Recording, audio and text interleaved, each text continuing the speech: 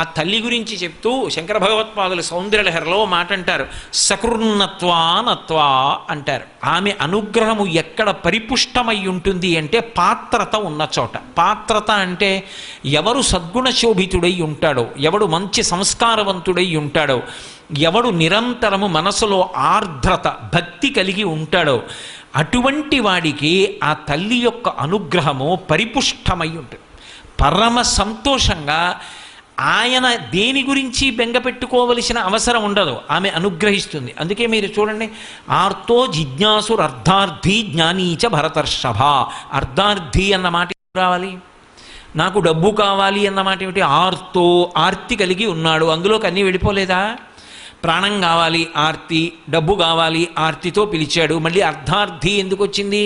అర్ధార్థి అంటే కూడబెట్టుకోవడానికి డబ్బు అడిగిన వాడు కాడు, ఏదో తీసుకొచ్చి ఊరికే కూడబెట్టి అదంతా కూడా తాను అనుభవించాలని వెర్రెక్కిపోయి ఆఖరికి తనతో పట్టుకెళ్ళేది లేక ప్రాణం విడిచిపెట్టేవాడి విషయంలో తన్వయం అవదు.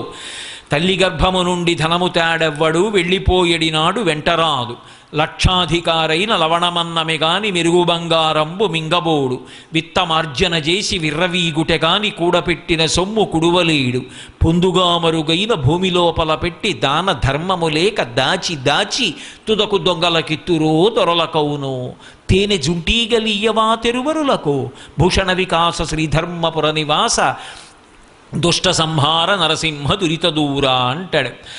ఆ తేనె పట్టు కట్టినప్పుడు తేనెటీగలు ఎంతో కష్టపడి మైనం తెచ్చి చెట్టుకు పట్టు కట్టి అన్ని చోట్లకి వెళ్ళి ప్రతి పువ్వు మీద వాలి చుక్క తేనె తీసుకొచ్చి గదులు నింపి మైనంతో మోస్తాయి. పట్టంతా తేనెతో నిండిందని తెలుసుకున్నవాడు ఒకడు చూసి గబగబా వచ్చి తేనె పట్టు కింద 4 ఎండాకులు 4 పచ్చాకులు వేసి అగ్నిహోత్రం వెలిగిస్తాడు. అందులోంచి వచ్చిన వేడికి పొగకి తేనెటీగలన్నీ దూరంగా పారిపోతాయి. వీడి చెట్టెక్కి పట్టు కిందకి దింపి పిండి అందులో ఉన్న తేనె తాగి వెళ్ళిపోతున్నాడు. ఎవరికీ తెలియదు, సంపాదించిందంతా దాచుకుందామని దాచినటువంటి వాడు చిట్ట చివరికి దొంగలకిచ్చాడో దొరలకిచ్చాడో ప్రభుత్వం పట్టుకుపోయింది. నిజంగా తన ఐశ్వర్యం తనదైంది అన్న మాటకు అర్థం ఏమిటంటే ఎవడు దానం చేశాడో వాడు పుణ్యంగా తనతో పట్టుకుపోతాడు.